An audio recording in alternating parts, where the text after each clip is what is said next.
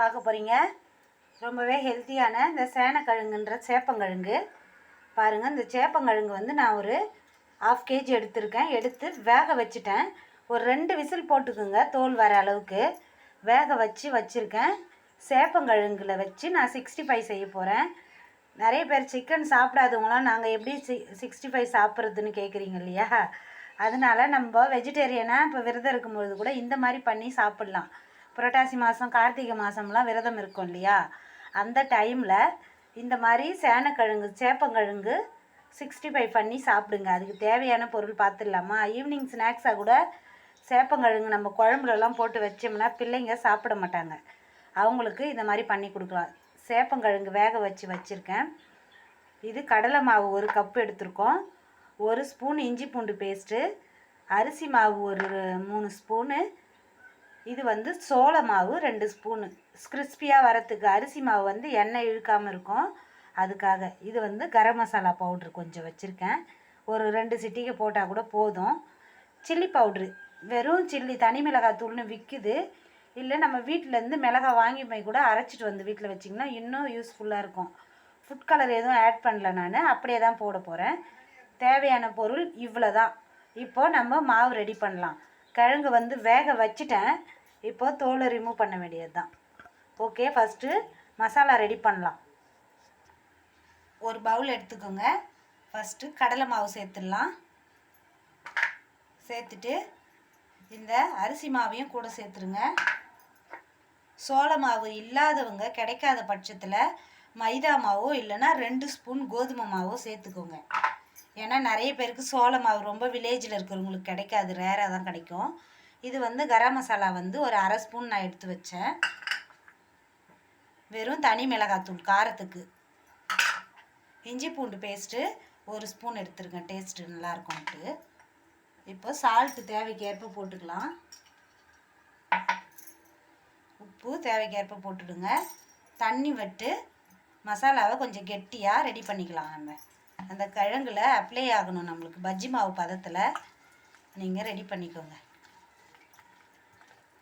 Colour வேணுன்றவங்க add பண்ணிக்கோங்க, food colour.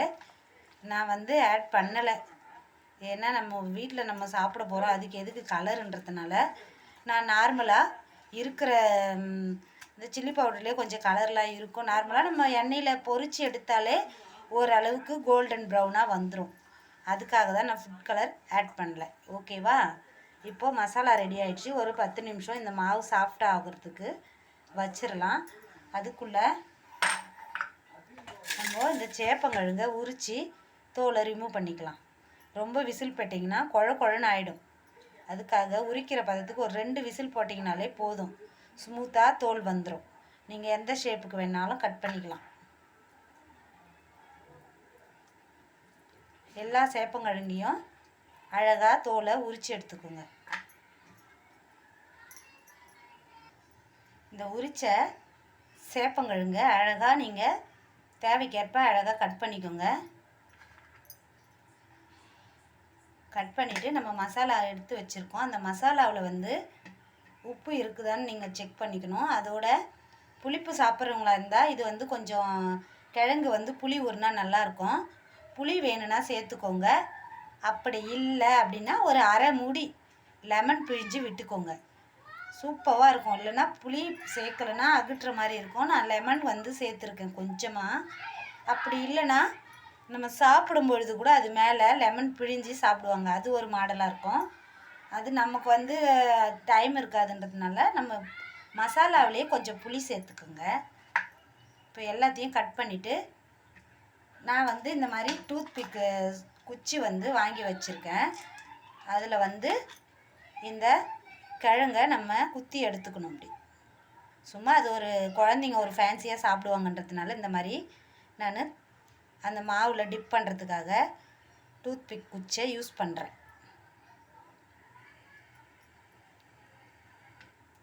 ஆனால் நீங்கள் நார்மலாக வீட்டில் இந்த ஸ்டிக்கு கிடைக்கலன்னா ஒன்றும் பிரச்சனை இல்லை, கையிலே நீங்கள் அழகாக எடுத்து மாவில் போட்டு போடலாம். அதனால் ஒன்றும் இல்லை. எல்லாத்தையும் இந்த மாதிரி ரெடி பண்ணிக்கோங்க. தண்டா பண்ணுங்கள். இல்லை ஸ்டிக்கு தான் யூஸ் பண்ணணும்னு நான் கண்டிப்பாக சொல்லலை. இந்த மாதிரி போட்டுக்கலாம்.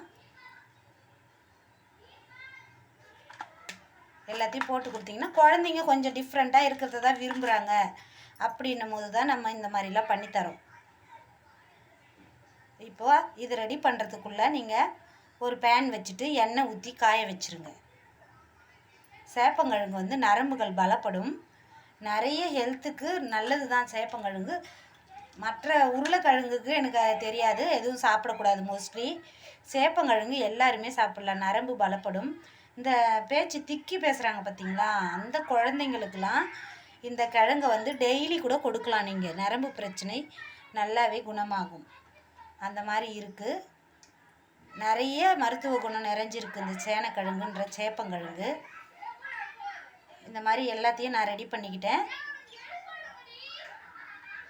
குழந்தைங்க பக்கத்தில் விளையாடின்னு இருக்காங்க, சத்தம் கேட்குது. அதுதான் உங்களுக்கு கேட்குதா என்னன்னு தெரியல. நான் எல்லாத்தையும் இந்த மசாலாவில் டிப் பண்ணிவிட்டு ஆயிலில் நம்ம பொரித்து எடுக்க போகிறோம். அதுக்காக இந்த மசாலாவில் போட்டு வச்சுருக்கேன். ஸ்டிக்கு கிடைக்கலன்னா பிரச்சனை இல்லை, நார்மல் கருவேப்பிலை குச்சி கூட நீங்கள் உடச்சி எடுத்து பண்ணிக்கோங்க.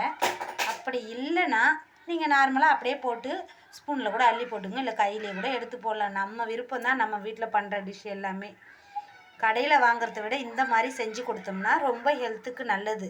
ஆயில் ஃபுட்டை விட அப்படியே டீப் ஃப்ரை பண்ணி கொடுத்திங்கன்னா இன்னும் நல்லாயிருக்கும். எண்ணெய் சூடு எடுதான்னு பார்க்க ஒன்றே ஒன்று போட்டு எடுத்துக்கோங்க ஃபஸ்ட்டு. மற்றதெல்லாம் அப்புறம் போடலாம் கொஞ்சம் நேரம் பொறுத்து. எண்ணெய் ஹீட் ஆகிடுச்சான்னு பார்க்கறதுக்கு எப்பொழுதுமே சின்னதாக ஒரு பீஸ் போட்டு செக் பண்ணிவிட்டு தான் நம்ம அடுத்தது எல்லாத்தையும் பொரிக்கணும். இப்போது எல்லாத்தையும் ஒன்று ஒன்றா போட்டுக்கோங்க. எண்ணெய் நல்லா சூடேறிடுது. கொஞ்சம் மீடியம் ஃப்ளேம் வச்சுருங்க அடுப்பை, ரொம்ப ஹாட்டாக வச்சிடாதீங்க, அதுக்காக சொல்கிறேன். எல்லாத்தையுமே நல்லா அந்த மாவில் டிப் பண்ணி எடுத்து போட்டுடுங்க.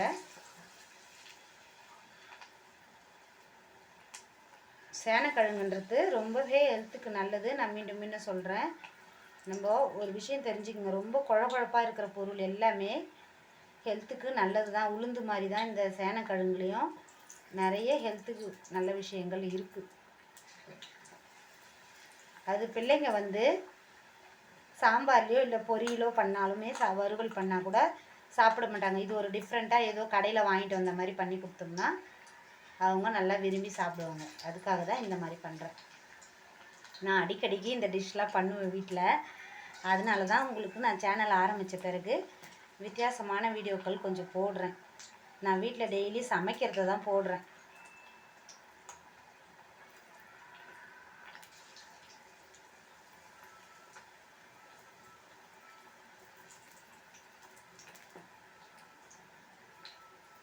சிக்கன் லாலிபாப் மாதிரி இருக்கும் பார்க்குறதுக்கே. இது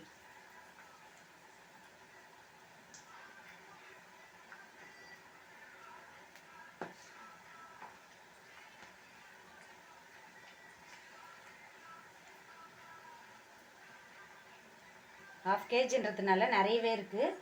இன்னமும் ஒரு 2 தடவை போட்டு எடுக்கலாம். அவ்வளோ துண்டு நிறைய பண்ணியிருக்கேன் இன்றைக்கி.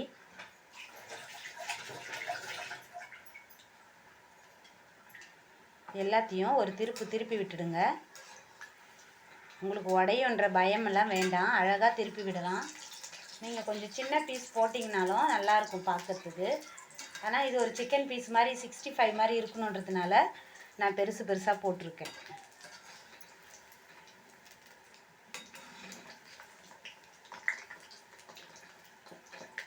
நல்லா உள்ளலாம் வேகணும், அதுக்காக தான் கொஞ்சம் மீடியம் ஃப்ளேம் வைக்க சொன்னாங்களே. நல்லா மொருவலாக கொஞ்சம் மீடியம் ஃப்ளேம் வச்சிங்கன்னா கிழங்கு நல்லா மொருவலாகும். உள்ளதுமே கிழங்கு நல்லா மொருவலாகும். அந்த மசாலாவோடு சாப்பிடும்போது குழந்தைங்க விரும்பி சாப்பிடுவாங்க. பாருங்கள், ரெடி ஆகிடுச்சு. இந்த சேனைக்கிழங்கு 65 ரெடி ஆகிடுச்சு.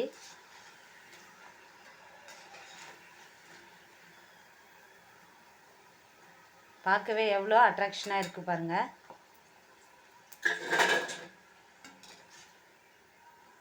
நல்லா குட்டி கையில் சின்னதாக போட்டிங்கன்னா இன்னும் டேஸ்ட் ரொம்ப நல்லாயிருக்கும். இவ்வளோ பெருசு போகிறத விட கருவேப்பிலை வந்து அது மேலே டெக்கரேட்டிவ் பண்ணி கொடுத்தோம்னா கருவேப்பிலையும் ரொம்ப நல்லது முடி வளர்கிறதுக்கெலாம்.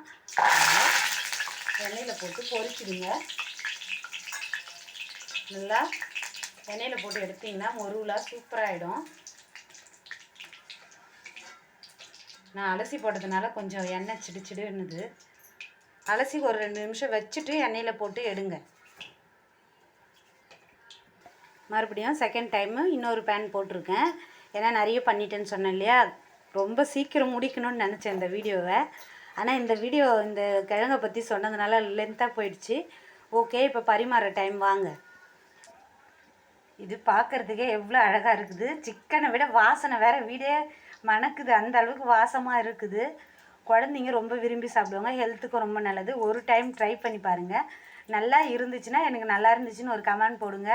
என்னோடய வீடியோலாம் யூஸ்ஃபுல்லாக இருக்கான்னு எனக்கு கமெண்ட் பண்ணுங்கள். எல்லோரும் என்னோடய வீடியோ பிடிச்சிருந்தா ஒரு லைக் பண்ணிவிடுங்க. தேங்க்யூ ஃபார் வாட்சிங் மை வீடியோ. பாய்.